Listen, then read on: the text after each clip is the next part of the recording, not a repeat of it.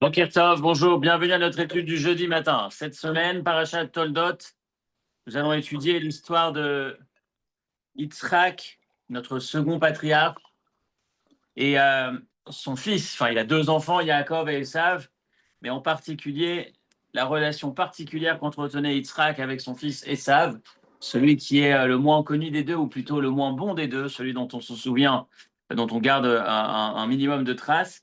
Mais on va essayer de voir justement ce qu'on peut en retirer. En particulier cette semaine, on développera par la suite. Prenez vos textes. Première référence, Bereshit, chapitre 25, verset 19.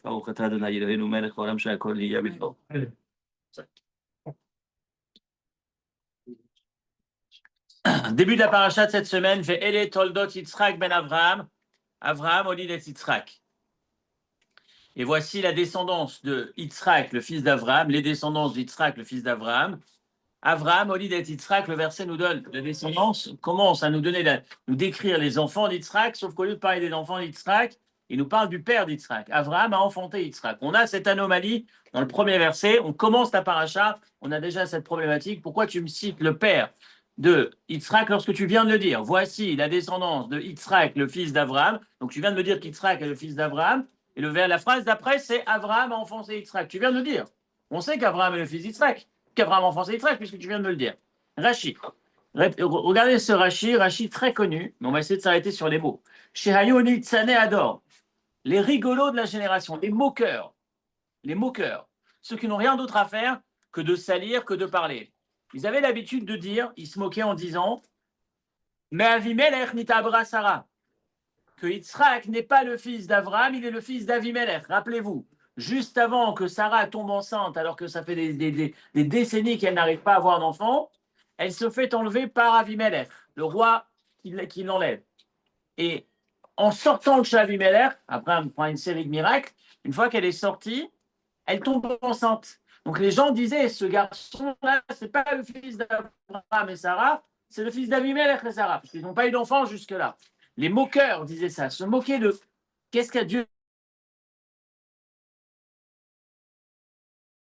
Yitzhak domaine Abraham. Premier rachis de la paracha, Dieu a fait en sorte que le visage de Yitzhak était exactement le même, il ressemblait parfaitement à son père Abraham. C'était la copie d'Abraham, qu'il ne puisse pas y avoir de doute, c'est certain que Yitzhak est le fils d'Abraham et non pas le fils d'Avimelech. D'où la répétition dans le verset, Abraham a enfanté Yitzhak. Dès qu'on parle d'Yitzhak, on se souvient que c'est Abraham, puisque ça se voit sur lui. Pourquoi? Parce qu'il y avait cette histoire de ces fameux moqueurs. Alors, la question qu'on va se poser, quand on entend ce Rashi, donc encore une fois, ce Rashi est connu, je pense que tout le monde a déjà entendu une fois, sauf que il y a plusieurs problèmes dans ce Rashi. Prenons un instant, essayons de réfléchir un peu, qu'est-ce qui se cache derrière cette histoire d'Avraham, qu'on a l'impression que c'est pas lui le père, que ce serait Avimelech le père, parce que ça fait des années qu'il n'arrive pas à avoir d'enfant. Mais je vous pose une question une seconde. Avraham, il avait un fils, Ishmaël. Avraham, il n'avait pas de problème pour avoir des enfants, il avait déjà eu un enfant. C'est Sarah qui avait un problème. Alors pourquoi est-ce qu'on dirait que ça vient d'Avimelech? Deuxième question, quel âge a Yitzhak quand on parle de ça cette semaine, quand il va avoir ses enfants? Rivka qui tombe enceinte. Il a 60 ans. C'est quand il a 60 ans que tu me racontes que les gens se moquent de lui en disant que en vérité, c'est pas le fils de son père, mais c'est le fils d'Avimelech. Mais c'est à la naissance qu'il fallait nous raconter cette histoire. Il fallait nous dire Abraham, Olid et Yitzhak, que sur le visage d'Yitzhak, on voyait son père Abraham, c'était flagrant, parce que Dieu avait créé une copie conforme. À quel moment il fallait en parler? Il fallait en parler à la naissance, dans les versets de la semaine dernière. C'est pas maintenant, quand il a 60 ans, que c'est le moment de nous en parler. On le savait déjà. Enfin, on le savait. C'était avant que c'était nécessaire. 60 ans plus tard, les gars se moquent encore. Quel rapport? Qu'est-ce qui se cache derrière cela? Et puis, depuis quand Dieu prend en considération des idiots du village, ceux qui s'amusent à parler sur les gens, alors que on sait qu'il n'y a pas de fond? Donc quand on lit ce Rashi, encore une fois, on lit un Rashi simple, un Rashi qu'on connaît depuis longtemps, on sait qu'effectivement, il y avait cette ambiguïté. C'est vrai que Sarah est tombée enceinte juste après. Mais en vérité, vous allez voir, ça aussi, c'est un problème. Elle n'est pas tombée enceinte juste après. Elle est tombée enceinte 13 mois plus tard. Enfin, l'enfant est né 13 mois plus tard. On ne connaît pas encore de grossesse qui dure 13 mois. Donc quel était le fond de ces moqueurs? Rappelez-vous, les anges arrivent chez Abraham, Abraham les accueille. C'était quand? On va nous dire que c'était Pessah. La naissance a eu lieu quand les anges vont lui dire l'année prochaine, Ka'et Chaya, au même moment comme aujourd'hui, tu auras un enfant. Donc c'est un an plus tard que Yitzhak va naître. Donc c'était un mois avant, quelques temps avant, Pessah qui reçoit ses invités, qui fait cette ami-là, que Sarah a été libérée de chez Avimelech. Donc il y a 13 mois qui sont passés. On ne connaît pas de grossesse qui dure 13 mois. Donc on s'aperçoit que ces moqueurs ne sont que des moqueurs, comme on en connaît beaucoup sur les réseaux, qui ne font que se moquer pour utiliser n'importe quel moyen pour parler. Et Dieu va faire un miracle, va changer le visage. Quand on dit changer, c'est pas que changer le visage. C'est le trait de caractère d'Abraham. Abraham, c'est la représentation de la bonté, de la gentillesse, de chesed. Il a un visage qui est ouvert, qui est souriant. Yitzhak, c'est la représentation de la rigueur. Naturellement, la rigueur, c'est un visage qui est beaucoup plus fermé que la bienveillance. Chesed et Gvura, c'est deux tempéraments différents, c'est deux physiques différents. Et Dieu va changer, va aller contre nature et va créer le visage identique pour qu'on ne puisse pas, pour clouer le bec de ceux qui se moquent, qui n'ont rien à faire que de parler. Mais il parle de quoi? Il parle sur du vent, c'est du pipeau, ça se sent, ça se voit. Il n'y a aucun sens à leur moquerie. D'abord parce qu'Abraham avait déjà eu un enfant, ensuite parce qu'il y a 13 mois qui sont passés. Mais depuis quand on se prend en considération un moqueur? Et je répète, on nous raconte tout ça quand ils ont 60 ans. Et on va nous dire, oui, effectivement. Pourquoi ça apparaît cette semaine? Écoutez ce commentaire très joli du Rav Israël Israelim qu'on a ici dans la référence suivante. La suite de la première référence, dernière partie. Le Troumat Adeshen, Madoua lo katav Avraham Oliel Yitzhak kama psukim lifneze.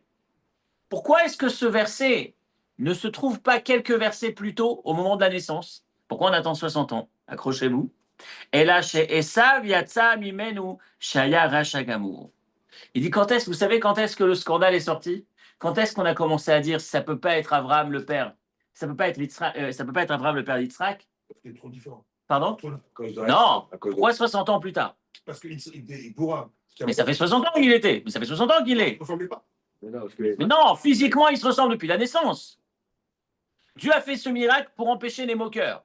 La question qu'on se pose, parmi les questions, pourquoi c'est à 60 ans qu'on en parle? Il n'a pas fait le miracle à 60 ans. Non, non, c'est sûr que non. À cause d'Issa. Et la réponse que va nous donner le commentaire qu'on est en train de lire à l'échelle, Il a eu à quel âge? 60. ses enfants à 60 ans. Mais lui, il est né, c'est à sa naissance qu'il est né avec le même physique que son père. C'est pas à 60 ans qu'il a changé de visage, c'est à la naissance. Lorsqu'on nous dit voici les enfants d'Yitzhak, on répète Yitzhak est le fils d'Abraham, pardon, on répète Abraham a enfanté Yitzhak. Pourquoi on précise Abraham a enfanté Yitzhak il y a 60 ans? Pourquoi on le précise? Parce qu'il avait le même visage, parce qu'il se ressemblait vraiment, il n'y avait pas de doute, c'est bien Abraham le père. Pourquoi on en parle maintenant? On va regarder ce qu'il dit. Pendant les 60 premières années, on n'avait pas de souci. On ne parlait pas d'Abraham, on ne parlait pas d'Yitzhak. Yitzhak, il est comme il est.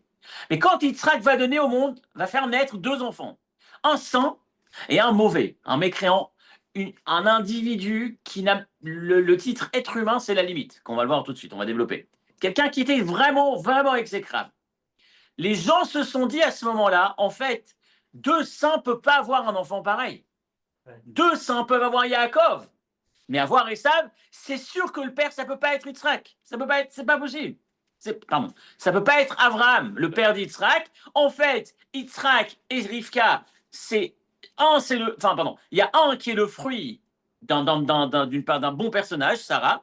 La chute de Sarah, ça donne Yaakov. Et la chute de Yitzhak, qui est finalement pas Abraham et qui serait Avimelech, c'est le Avimelech de ce bébé, le Avimelech qui est dans ce bébé, qui a fait que l'enfant qui arrive est aussi pourri que ce qu'il est. Attention, il y avait Rivka. Rivka, elle vient. Complètement. Mais ça donne pas. Une famille floridienne qui n'est pas top. C'est possible, effectivement, mais en tout cas, l'expression, je cite, Amrou litzanador vadaï mavimelech nolad Yitzhak sheu rasha, veilou sarat sadeket. Ils prennent que le père dans ce modèle-là, en tout cas de Troumat Adeshen. Il dit on a une Sarah qui est juste. Ça peut pas être Abraham. Donc Yitzhak est le fruit d'un bon et d'un mauvais. Donc dans ses enfants, il a un bon et un mauvais. Sarah, sa mère, est parfaite. Son père n'est pas Abraham. C'est forcément Avimelech. Et c'est pour ça que Dieu a dû faire ce miracle. Il a fait ce miracle à la naissance. Mais quand est-ce qu'on en parle maintenant? Parce que c'est maintenant que le scandale éclate. Pourquoi on s'arrête sur ce commentaire? Pourquoi ce commentaire est surprenant? Pourquoi il nous interpelle? Parce que justement, ce qui va nous interpeller, c'est la problématique de cet enfant problématique, de cet enfant négatif, de cet enfant mécréant à l'extrême. Esav, alors, ces deux parents étaient sadiques. On vient d'introduire qu'effectivement, ça a suscité des ragots où les gens disaient c'est sûr que ça ne peut pas être Abraham le père, le grand-père ne peut pas être Abraham parce que sinon il n'y aurait pas eu de descendance si tordue. Mais pourquoi j'amène tout ça? Pour dire qu'on va s'apercevoir qu'Ésav est dramatique.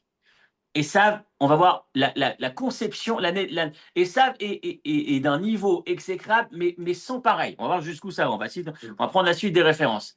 Et la question qu'on va se poser, ça va être finalement, quelle attitude doit-on avoir? Quelle attitude doit-on adopter face à un enfant comme Esav? Et ça va être très difficile de comprendre l'attitude d'Yitzhak par rapport à Esav. C'est une question qu'on peut se poser. Qu'on peut se poser à notre niveau.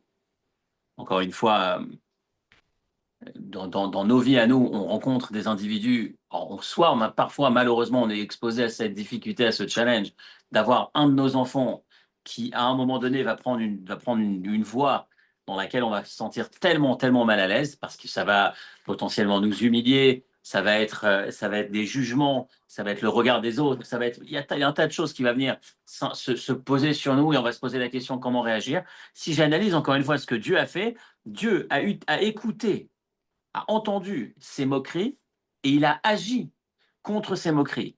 Quelque part, ce que Dieu est en train de dire, c'est ne croyez pas que les parents, si on peut dire encore une fois, les parents ne sont pas forcément responsables de ce qui arrive à leurs enfants. L'enfant, il a aussi son libre arbitre. L'enfant, il a aussi la possibilité de choisir un chemin qui est le sien, même si les parents ont fait les choses comme il fallait. Je disais une phrase, une anecdote qui dit qu'un jour des parents, un père se plaignait en disant, se tournait vers le rabbi en disant, en culpabilisant terriblement, regardez l'enfant qu'on a, on a un enfant qui a un comportement tellement négatif, forcément que la pomme ne tombe pas bien loin de l'arbre et que c'est de notre faute. Et en citant l'exemple, la citation, hein, la pomme ne tombe pas bien loin de l'arbre. Et le rabbi lui aurait répondu, selon l'histoire, il dit des fois la pomme tombe à un endroit et c'est le vent qui l'éloigne. C'est une idée à avoir en tête. Je pense que c'est essentiel d'avoir ça en tête. Je le répète souvent quand des parents rencontrent une difficulté avec leurs enfants.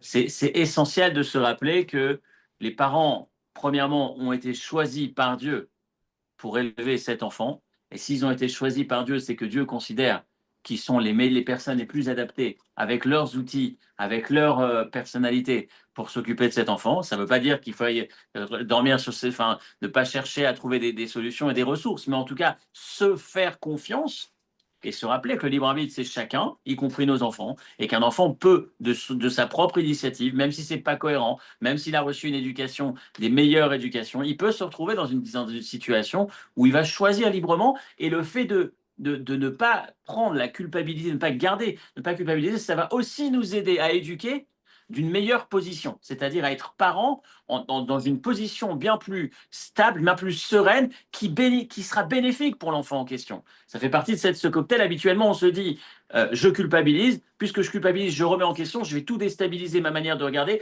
je vais me sentir encore plus fragile devant cet enfant. L'enfant va sentir qu'il y a de moins en moins de sécurité, de moins en moins de stabilité, et ça va encore dégrader la situation. Donc j'aime bien cette histoire sur l'arbre, le fruit qui tombe pas loin de l'arbre, où parfois, effectivement, le fruit est tombé là où il est tombé, c'est le vent qui l'a éloigné.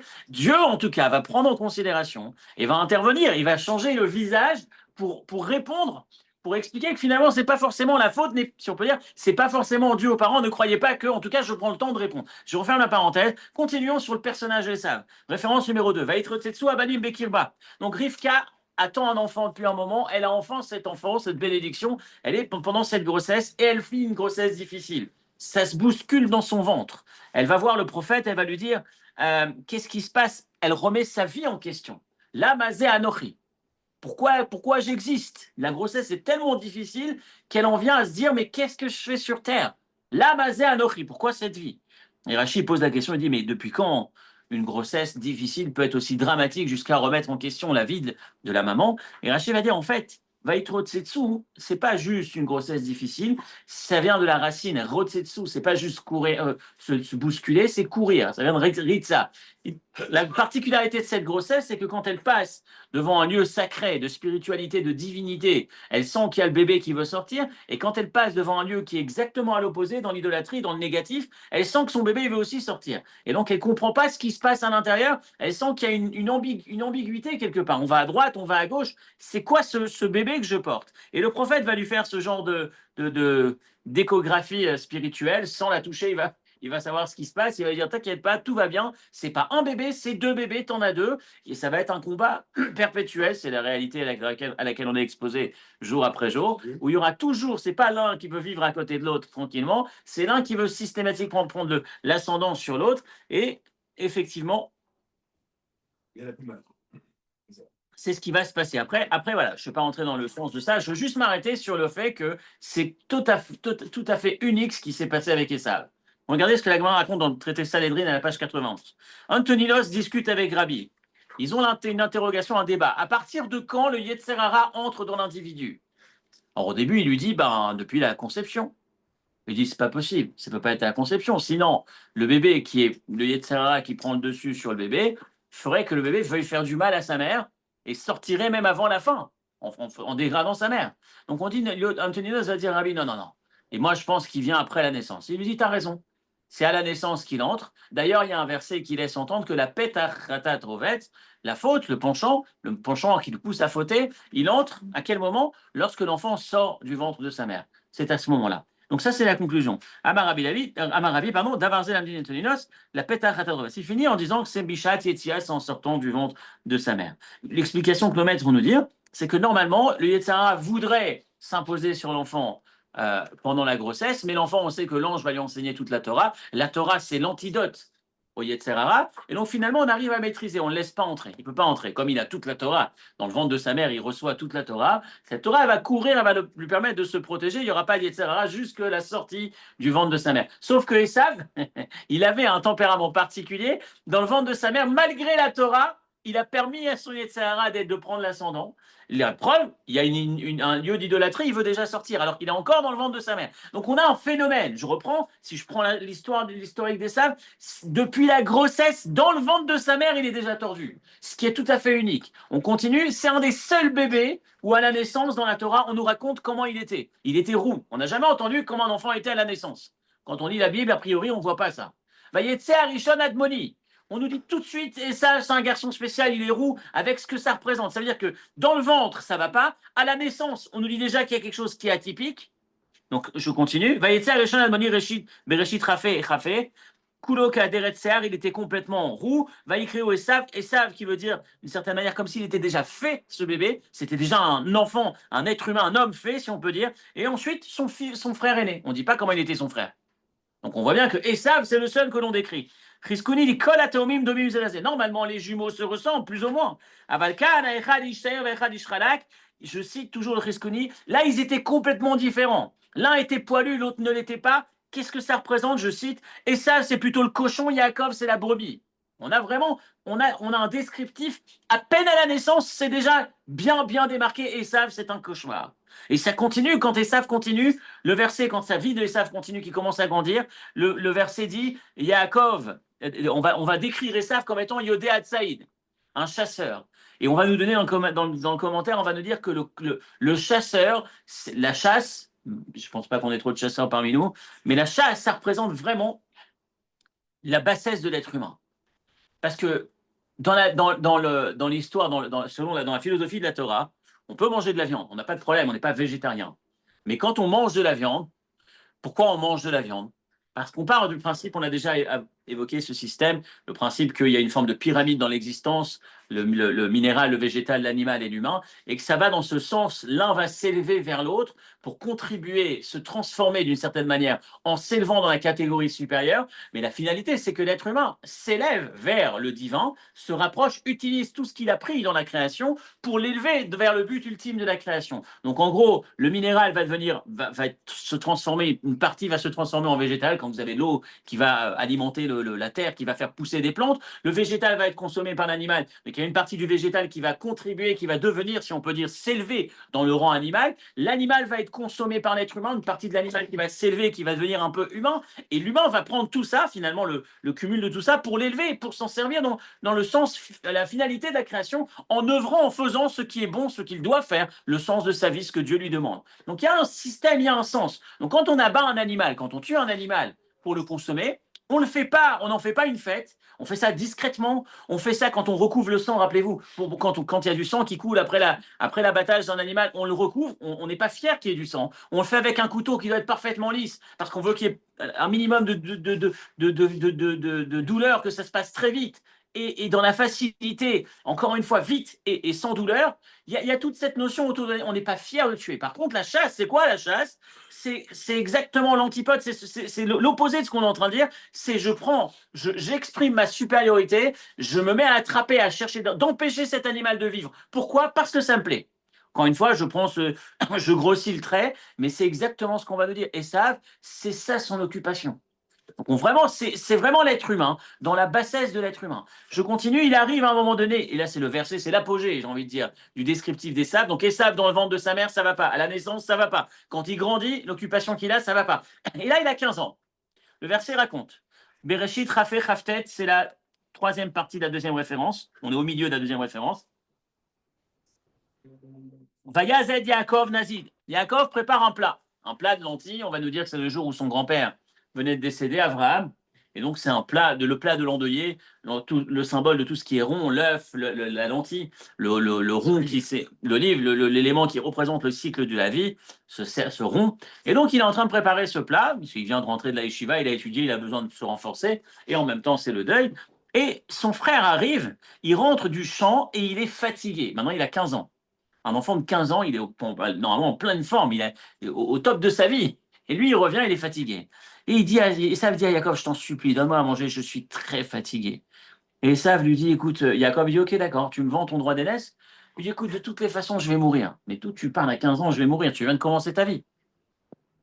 Et il lui dit, écoute, je n'ai pas besoin du droit d'aînesse, je te vends mon droit d'aînesse contre le plat de lentilles. Et la Gemara va dire dans Baba Batra, la page 16b, lisez la Gemara. La Gemara va nous dire, Chamesh Averot, ce jour-là, Esav a fait les 5 plus grandes fautes. Pas les plus grandes, mais en tout cas 5 fautes énormes. En un coup. Et la Gemara va étudier ça dans les mots. Vayavo Minasade, il est rentré du champ. Quel rapport avec le champ? Pourquoi tu précises du champ? Ça fait référence à l'affaire de la jeune fille qui s'est faite enlever, qui s'est faite violer dans le champ. Donc c'est ce qu'il a fait, entre autres, ce jour-là. Ensuite, fatigué. Depuis quand on est fatigué? Fatigué, c'est celui qui a rencontré la mort. Ça fatigue, effectivement, de rencontrer la mort. Pourquoi? Parce qu'il venait de tuer quelqu'un. Ensuite, il va, Velam Zeli, il va remettre en question, comme l'expression c'est, il va, Kafar Bitriat Ametim, Kafar Baikar, il va remettre en question Dieu, il va remettre en question la résurrection, il va donc abuser de cette jeune fille, il va tuer quelqu'un, et il va remettre en question et dédaigner le droit d'aînesse. Tout ça en une phrase. Vayavo, Esav, Binasade, Veouayef, tout ce verset qu'on vient de lire, la Gemara va dire, il a commis ces 5 erreurs. C'est quoi les fautes? C'est qui est-ce qu'il a tué? Qui l'a tué, si on continue un peu plus loin? Il a tué Nimrod. Il a tué le personnage le plus puissant du moment. On en parlera dans quelques instants. Donc on parle de quelqu'un, je reprends le parcours de Esav, c'est un garçon dramatique. C'est un garçon, c'est un niveau. Vous savez, vous avez en hébreu, il y a une expression qui dit cette jeunesse qui dérape. C'est quand on a un enfant dans une famille qui quitte le chemin, qui quitte la voie, il dérape. En hébreu, nocher, il abandonne, il quitte. Mais il y a autre chose, c'est le criminel notoire, la délinquance la plus basse qui puisse exister. On n'a pas l'impression qu'Esav, c'est le pauvre garçon d'une bonne famille qui est en échec. Il est en échec, on ne sait pas trop, il est en train de quitter. On a l'impression que c'est le criminel de la pire espèce, c'est le criminel le plus grossier qu'on ait jamais vu. Et ça a commencé, encore une fois, comme on l'a dit tout à l'heure, avant même sa naissance. Donc on parle d'un individu exécrable quelque part. Et là, le comble, le paradoxe, c'est que Yitzhak va choisir d'aimer cet enfant. Déjà, on va se poser la question, mais comment tu peux aimer un enfant pareil? Est-ce que c'est la bonne attitude? Est-ce que tu ne dois pas le mettre dehors, cet enfant? Est-ce que tu ne dois pas couper? Rupture. Comment on peut rester proche d'un enfant aussi négatif? Et pas seulement qu'il va l'aimer, il va se lever, lui donner ce qu'il a de plus beau, ce qu'il possède de plus élevé, les plus belles bénédictions. Et il ne va pas le faire juste un cadeau à un enfant, il va le faire au détriment du garçon qui est bon, qui lui est sage, qui lui se comporte bien. Qu'est-ce qui se passe? Comment peut-on comprendre que Yitzhak aille aussi loin? Le commentaire suivant va nous dire, il n'y a jamais eu quelqu'un qui a béni son fils jusque-là. On prend Adam, on n'a pas vu qu'il a béni. Abraham, il n'a pas béni. Abraham n'a pas béni Yitzhak. Mais Yitzhak veut bénir. Qui? Esav au détriment d'Yaakov. Yaakov, il ne va pas le bénir. À la fin, il y aura l'histoire, mais le début de la paracha, c'est il décide de faire quelque chose que jamais personne n'a fait. Pour qui? Pour un enfant qui, a priori, ne mérite tous, mais absolument pas ça. On ne peut pas imaginer qu'on lui donne cette bénédiction. Qu'est-ce qui se passe dans cette relation père-fils avec un enfant qui est d'un niveau catastrophique? C'est la question qu'on veut se poser aujourd'hui. La question est posée par la Barbanel. Prenez la dernière référence numéro 2, dernier passage juste avant le 3. Mara'a Yitzhak levarech et Esav. Pourquoi Yitzhak a souhaité bénir Esav? Valo Avraham avinu lo birech oto bet moto. Avant de mourir, son père ne l'a pas béni. Avraham n'a pas béni Yitzhak. Velo birech Adam Arishon. Adam Arishon n'a pas béni Shet. Noach n'a pas béni Shem. Si on prend tous les ascendants, toutes les générations qui ont précédé, on n'a jamais vu qu'un grand sadique, qu'un grand saint, qu'un grand juste décide avant de mourir de bénir son fils. Et qui est-ce qui le fait? Yitzhak, pour la première fois. Et à qui il le fait? À un enfant pareil. Avec tout ce quoi on s'est attardé sur le drame de ce garçon, qu'est-ce qui se cache derrière? Et c'est ce qu'on va essayer de voir aujourd'hui. Alors vous allez me dire, la réponse classique qu'on va nous dire, c'est Yitzhak aimait Esav qui tsaïd befiv, car c'était un rusé. À part la chasse, il était rusé. Yitzhak était aveugle, il ne savait pas qui était son fils. Il pensait que c'était un bon garçon parce qu'il venait lui poser des questions. Comment prélève-t-on le maaser du sel et de la paille? C'est ce que Rachid nous dit. Il se faisait passer pour un bon garçon. Mais excusez-moi un instant, on va essayer de pousser la question jusqu'au bout. On l'a dit tout à l'heure qu'il a commis un crime, un meurtre. C'est qui est la personne qui l'a tué? Nimrod. C'est qui Nimrod? Nimrod avait des beaux vêtements.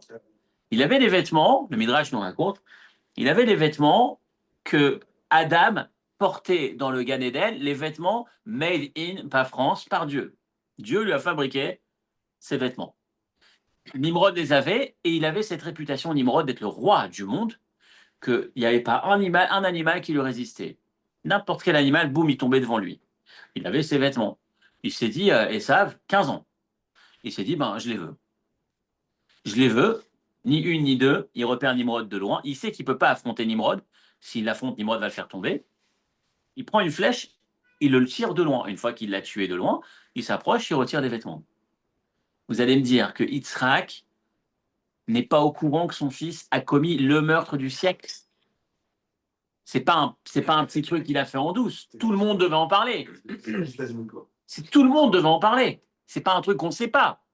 Il n'a jamais entendu, premièrement. Deuxièmement, un tzaddik a besoin des yeux pour voir. La génération d'après, Yaakov, il est aveugle, il ne voit pas bien en fin de vie. Il va demander à Yosef de lui présenter ses enfants. Yosef va lui présenter l'aîné à sa droite, le cadet à sa gauche. Il va croiser les bras. Alors, il va mettre sa main droite, qui est réservée logiquement à l'aîné, il va la mettre sur le plus jeune. Et quand son père va lui dire, Yosef va dire à son père, papa, tu t'es trompé. Il va dire, non, mon fils, j'ai vu, celui-ci sera plus grand. Il voit des décennies avant que ça arrive. Un tzaddik, il voit. Moshe, il voit. Pardon? C'est un meurtre de tuer, c'est un rachat. Encore une fois, c'est un criminel, c'est pas un saint, c'est pas Yaakov qui a la yeshiva.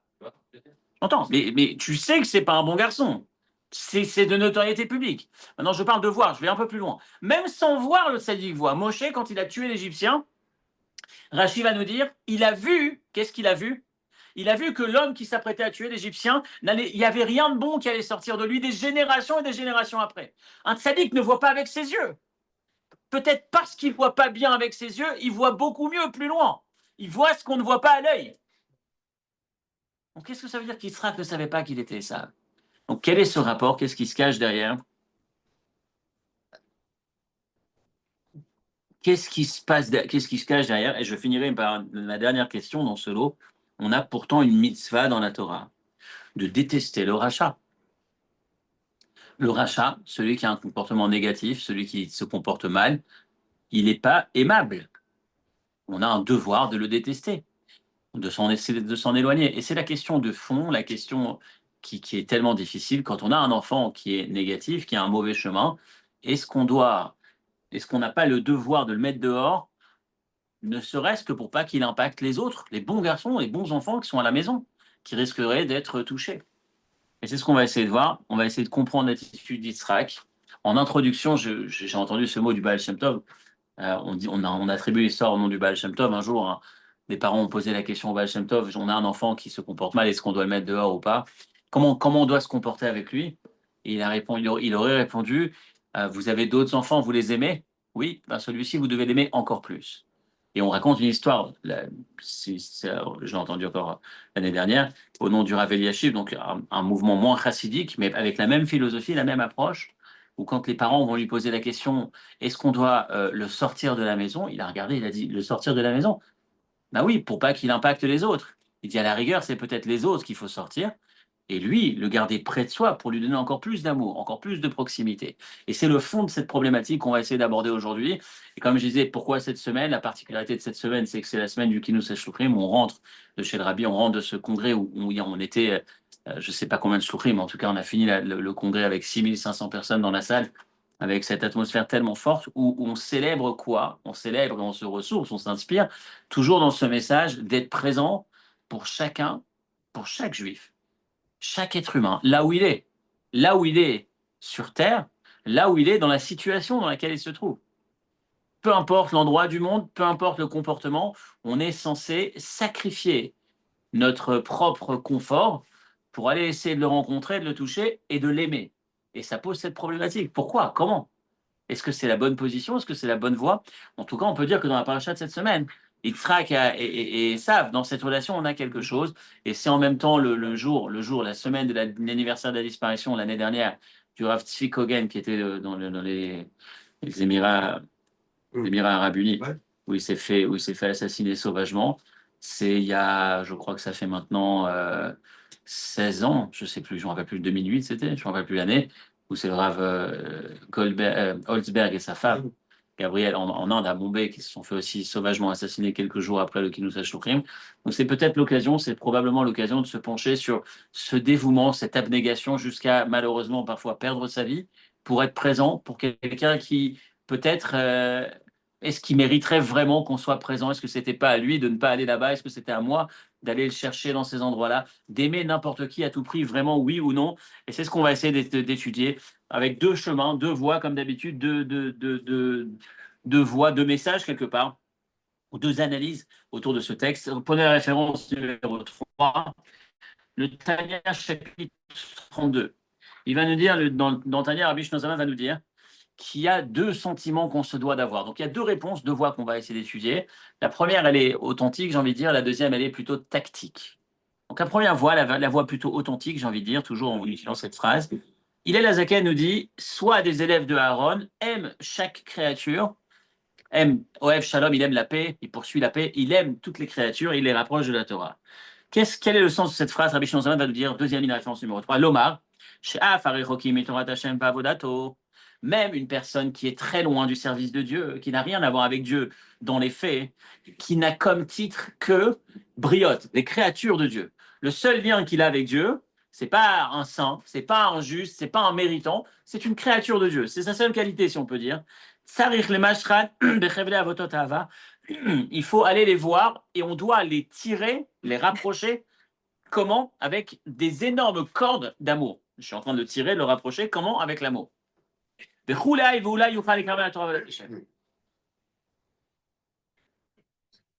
Et avec cette quantité d'amour débordante, je pourrais peut-être le rapprocher. Et il finit par dire, même si il est vrai que parfois, quand un individu s'engage dans un comportement exécrable, on a le devoir de le détester, il dit, qu'est-ce que ça veut dire? Je dois détester et aimer au même moment. Comment? Je finis. Sina, mitzad et ara shebahem, je dois détester la partie négative de leur comportement qu'ils possèdent. Ve'ava, mitzad, brinat, atov, aganu shebahem, et au même moment, les aimer le positif potentiel, qui est enfoui en eux, cette étincelle positive qu'ils ont en eux, c'est quoi? Cette divinité qu'ils ont en eux, leur âme. C'est-à-dire, si je m'arrête sur ce texte, je dois aimer Esav, Yitzhak doit aimer Esav, comme je dois aimer n'importe quel juif, y compris le plus grand mécréant, parce que dans l'absolu, il a quelque chose d'aimable. Il est profondément bon, malgré le comportement extérieur exécrable. Je cite, deuxième référence, Tana Deve Eliyahu. Un jour, un homme m'a posé la question et m'a dit, Rabbi, il y a deux choses sur terre que j'aime beaucoup, la Torah et le juif. Mais je ne sais pas lequel est prioritaire, lequel passe avant lequel. Autrement dit, est-ce que le juif est aimable parce qu'il a reçu la Torah que j'aime, ou est-ce que la Torah est aimable parce que c'est l'héritage du peuple juif que j'aime? Dans quel sens ça va? Autrement dit, celui qui est juif mais qui a lâché la Torah, est-ce qu'il reste aimable ou pas? Est-ce que c'est la Torah d'abord ou est-ce que c'est le juif d'abord? Il leur a répondu, donc Eliyahu Hanavi a répondu, Béni mon fils, habituellement les gens pensent que c'est la Torah, comme il est écrit dans le verset. Mais moi je pense que Israël, c'est d'abord, le peuple juif d'abord, comme il est écrit ici dans un deuxième verset. Qu'est-ce qu'il est en train de lui dire? Est-ce que Dieu donne la Torah au peuple juif parce qu'il les aime ou est-ce qu'il les aime parce qu'il leur a donné la Torah? Les gens pensent que c'est la Torah à la base et le peuple juif derrière, et il finit par dire, eh bien finalement non, moi je pense que c'est le contraire. C'est que la Torah, effectivement, a été donnée aux juifs, mais la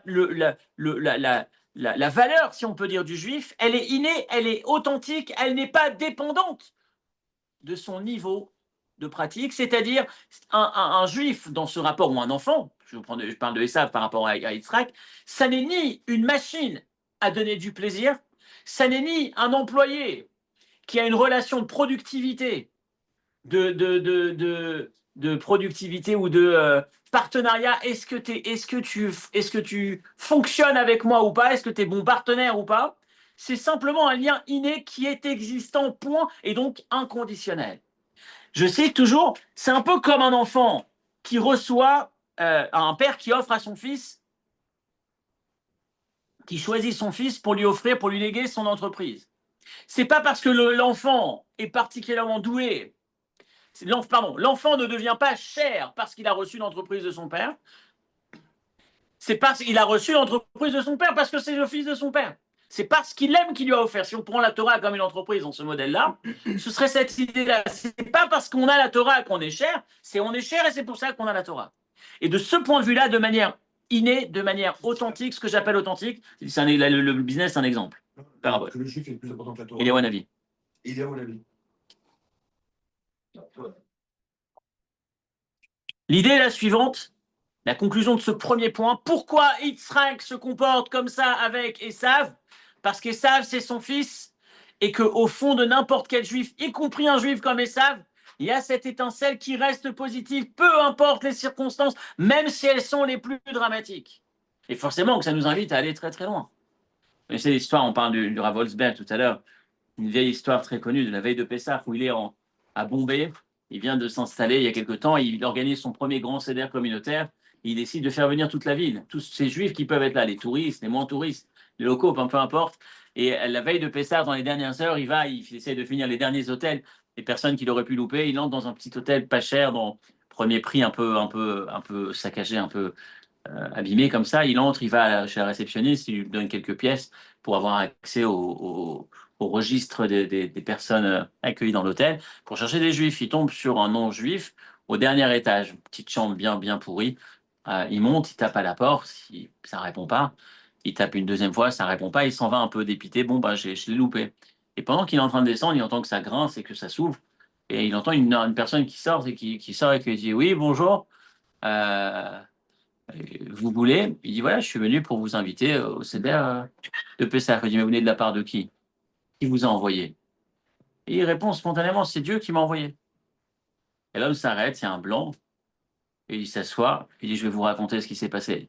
Je suis arrivé ici en touriste, je ne suis pas religieux du tout, je traverse l'Inde, et malheureusement, à un moment donné, je m'aperçois dans le train, on m'a volé ma sacoche, mes papiers, mon argent, je me retrouve sans rien. Et je suis totalement dépité dans un pays étranger, je ne sais pas comment je vais faire. Et c'est un Israélien, je trouve un Israélien, ça. Il tombe sur un couple de Français qui lui disent écoutez, il essaie de l'aider un peu. Aujourd'hui, c'est Pessah, donc l'ambassade israélienne ne sera pas réactive.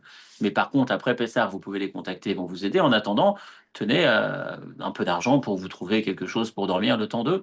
Et c'est comme ça que j'ai pris un hôtel pas cher. Je suis arrivé ici. Je me retrouve dans cette petite pièce où il y a un lit et le plafond. Je m'allonge, je regarde le plafond et puis d'un coup, je suis totalement vidé, démoralisé. Et je me tourne vers Dieu et je me mets à lui parler. Je lui dis, écoute, tu sais, on n'était pas en super relation, toi et moi. On ne s'est pas beaucoup croisés ces derniers temps. Ceci dit, j'ai croisé un couple qui m'a parlé de Pessah, donc ce soir, ça doit être Pessah. Je me sens pas complètement bien dans cette situation. Si tu pouvais faire un petit coucou, un petit signe, quelque chose. Et je me suis endormi là-dessus, dans mes pensées noires, et je me suis endormi. Et puis il y a quelqu'un qui tape à la porte, je me lève, et quand je vous pose la question, vous venez de la part de qui? Vous me répondez de Dieu. C'est Dieu qui m'a envoyé. Vous imaginez un peu, vous n'imaginez pas ce que ça vient de me faire. Et cette approche, cette attitude, cette idée qui consiste à dire que finalement, partout où je vais, peu importe la personne que je rencontre, peu importe son passé, peu importe ce qu'elle a pu faire, d'une manière intrinsèque, j'ai envie de dire, quand j'ai dit authentique tout à l'heure, avant la deuxième partie qui est plutôt tactique. La première, ce que j'appelle authentique, c'est-à-dire que dans le fond, peu importe qui on est, même le Esav, et je vais aller plus loin pour un commentaire que vous vous souvenez qu'on a fait il y a une petite dizaine d'années sur le rapport entre Esav, Yitzhak et Yaakov, la valeur numérique de ces noms. Si vous vous souvenez, on va le faire tout de suite. Mais peu importe la personne, au fond de lui, il y a forcément quelque chose de bon parce qu'il est lié. Il y a cette âme en lui. Et par conséquent, peu importe ce qu'il a pu faire, et peut-être parce qu'il a fait des choses encore plus dramatiques, parce qu'il est tombé tellement, tellement bas, je vais le regarder avec cette valeur, je vais le regarder de ce point de vue-là, et je vais avoir quelque part de la compassion, et je vais essayer de le sortir. Le commentaire qu'on avait vu, si vous vous souvenez, prenez la dernière référence, Bereshit Ravzaïn, la suite, pardon, milieu de la référence numéro 3. Lorsque Yitzhak va rencontrer Esav, regardez le nombre de fois où il dit mon fils. Miata béni, qui, quand il vient le voir pour lui proposer le plat, avant de lui prendre la bénédiction, si vous vous souvenez, il dit qui tu es mon fils? Mazem Miata limtso béni.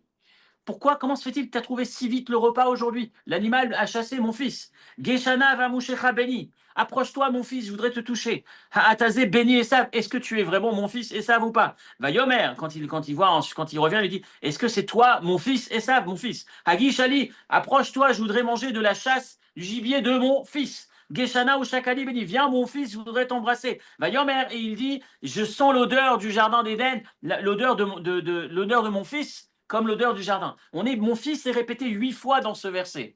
8 fois dans ce verset. On a l'épisode similaire, la référence d'après, lorsque malheureusement David va se trouver vaincu par son fils Absalom qui va le renvoyer de Jérusalem. David, qui a réussi à récupérer Jérusalem de nos ennemis, va se faire jeter de Jérusalem par qui? Par son fils, avec tout ce qu'il a commis d'abominable, son fils. Et quand à la fin, son fils va mourir, finalement, il va se faire dans le combat, il va se faire prendre par un arbre, il va mourir.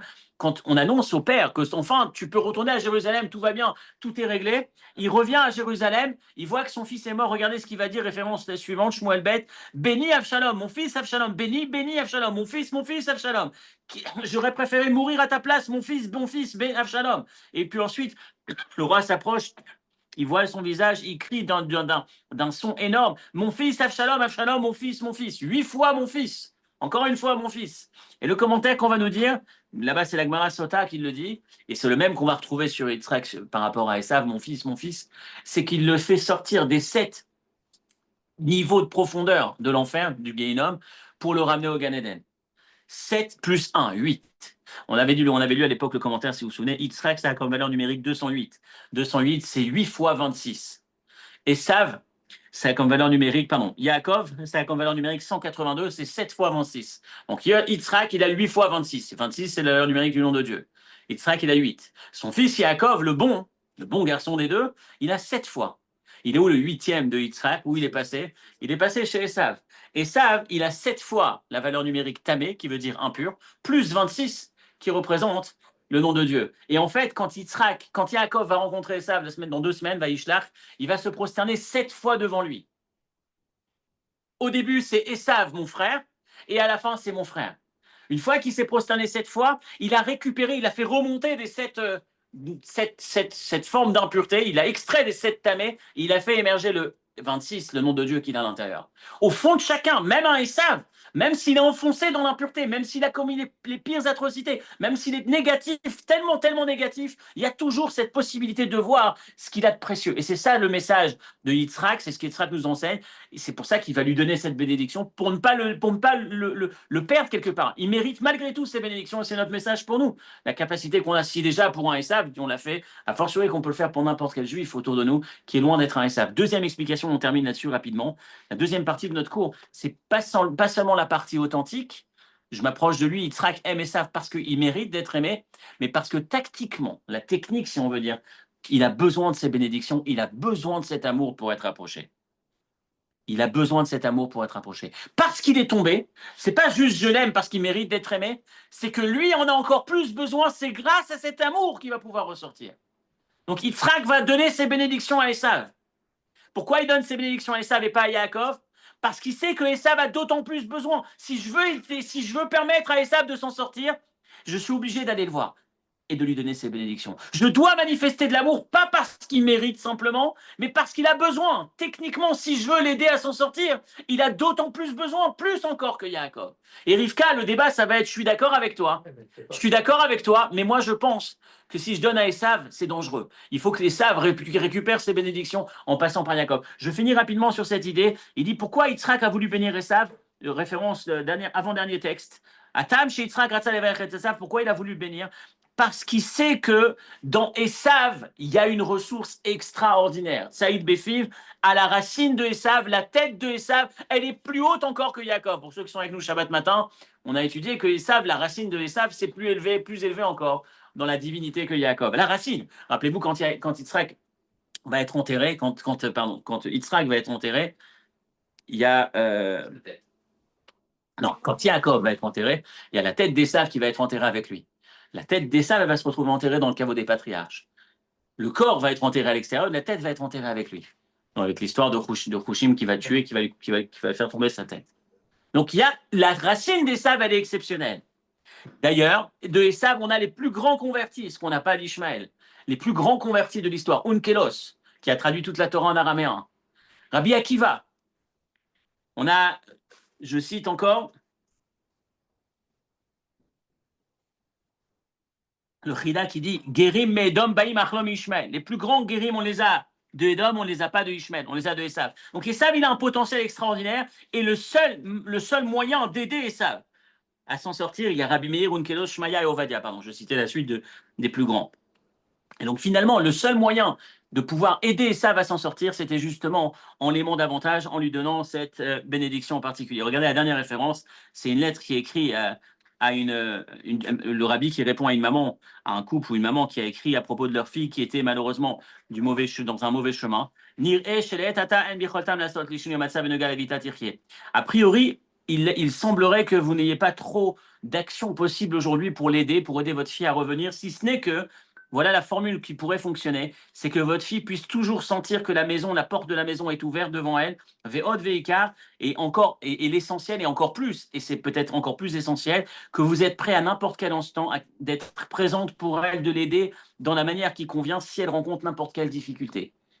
C'est cette ouverture, c'est cet amour qui va faire que, effectivement, on arrive à récupérer ou aider dans les situations les plus difficiles. L'inspiration pour nous, c'est d'imiter Yitzhak, si déjà par rapport à Esav, a fortiori par rapport à nos enfants, par rapport à n'importe quel juif. Je reviens de ce qui nous, je vous enverrai la vidéo Blinéder par la suite. Il y a tellement de belles histoires, mais il y en a une qui est très, très, très jolie, qui est présentée en vidéo le soir le dîner, enfin le repas de clôture, j'ai envie de dire, du Kinous, dans ce fameux grand moment où il y a cet homme, c'est un garçon qui est marine. Il faut le voir parce que le témoignage est raconté, c'est le garçon qui raconte. Il est marine dans l'armée américaine. Il raconte qu'il connaissait rien. Vous voyez son look, vous voyez qu'il connaissait rien. Quand sa mère lui a demandé de faire la bar mitzvah, il a dit non, ça m'intéresse pas. Donc il n'a pas fait sa bar mitzvah. Ils n'étaient pas du tout pratiquants. Il s'engage dans la marine. Il raconte la difficulté que ça représente, cette légende d'entrer dans la marine, les exercices qui sont inimaginables, etc., etc. Il a la recherche de sens. On lui a vendu un sens. On lui a dit que tu vas servir tout court, tu vas servir ta nation, tu vas servir ton pays, tu vas servir l'humanité à travers en t'engageant dans l'armée. Et il raconte que tout son parcours, il est comme il est, il développe, il grandit, il gravit des échelons tranquillement. Et un jour, à la fin du parcours, il est envoyé en mission sur une base américaine au Japon. Ça fait partie du cursus. Il arrive là-bas, il se dit, mais comment je peux faire? Qu'est-ce que je vais faire pour me sentir connecté, sentir un sens quelque part en dehors de ce que je fais? Il sentait qu'il manquait quelque chose. Et là, il va voir son aumônier qui lui dit, écoute, va rencontrer l'aumônier juif. Et là, il dit, pour la première fois, je rencontre un aumônier juif. Mais moi, je connaissais les rabbins. Jusque-là, c'était les rabbins libéraux. Et là, je tombe sur un aumônier qui a l'uniforme de l'armée américaine et de l'armée de l'air, mais qui a une barbe. Dans l'armée, il n'y a pas de barbe. Et là, il n'a pas seulement une barbe, il a une grosse barbe. Et il est avec l'uniforme de l'armée américaine. Ça m'a surpris. Il dit à ce moment-là, je vais, je m'assois. Il m'invite, je me souviens, je vais à l'office du Shabbat. Il m'invite un vendredi soir à un office sur la base de l'armée. Je vais à l'office, je comprends pas. Les gens se lèvent, puis ensuite ils s'assoient. Et puis moi, je suis là en train de suivre, je comprends rien du tout. Ensuite, il m'invite à manger. On parle pendant le repas. À la fin du repas, je lui propose de le raccompagner en voiture. Et il me dit non, il n'y a pas de voiture Shabbat. Il raconte comment il commence à 0-0. Quand on met les téphilines, là, pour la première fois, j'avais jamais vu des téphilines. Je commence à poser la question pourquoi 3, pourquoi 7, c'est quoi le sens de tout ça? Et il me dit écoute, ne pose pas de questions, profite de l'instant. C'est tu ne vivras qu'une seule fois dans ta vie, la première fois où tu mets les téphilines. Bon, il découvre. Et à la fin, qu'est-ce qu'il se retrouve à faire? À son tour, il dit je me pose la question, comment un couple avec 2 enfants va au Japon sur une base d'armée américaine? Qu'est-ce qui peut justifier? Il dit finalement, c'est ce qui m'a permis de me reconnecter. Pendant les 1 an et demi où j'étais là-bas, j'ai fait tous les Shabbats avec lui.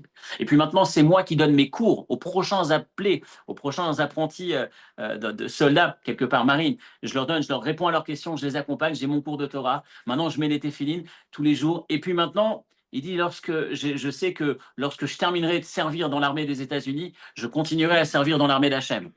Un homme qui va rencontrer sa première rencontre avec son héritage, lui qui était totalement perdu et qui se pose lui-même la question, pourquoi un rabbin va sacrifier sa vie pour aller dans un endroit au Japon sur une île? Pour s'occuper de quoi? Il dit finalement, et là aujourd'hui, il était au Kinous, ce marine était au Kinous, il va se marier dans quelques temps donc, avec une femme juive, etc., etc. Et il est aujourd'hui rabbin, si on peut dire. Il est aujourd'hui dans cette mission, il s'occupe, c'est pas un rabbin, mais en tout cas, de rallumer la flamme d'autres qui le suivent. Et donc je pense que si on sort de ce Kinous et ce Shabbat, le cours qui suit le Kinous, l'inspiration pour essayer de réaliser ce rêve, le rêve que chaque juif a et que chaque shliach en particulier a dans son secteur, d'arriver à ce qu'il n'y ait pas un seul juif à Boulogne, qu'on n'ait pas contacté, qu'on n'ait pas réveillé, qu'on n'ait pas été rallumer la flamme qu'il possède. Cette invitation que je fais, que je partage avec vous, parce que tout ça, je pense que j'aurais du mal, mais en vous associant à cet appel, essayons chacun, jour après jour, chaque jour, se poser la question de quelle manière je peux aller réveiller cette flamme. Si Yitzhak l'a fait avec Esav, a fortiori qu'on peut le faire pour n'importe quel enfant, n'importe quel de nos enfants, ou n'importe quel enfant, n'importe quel adulte, de manière générale, qui possède cette flamme, qui possède cette âme. Shabbat shalom, et si Dieu veut, à la semaine prochaine.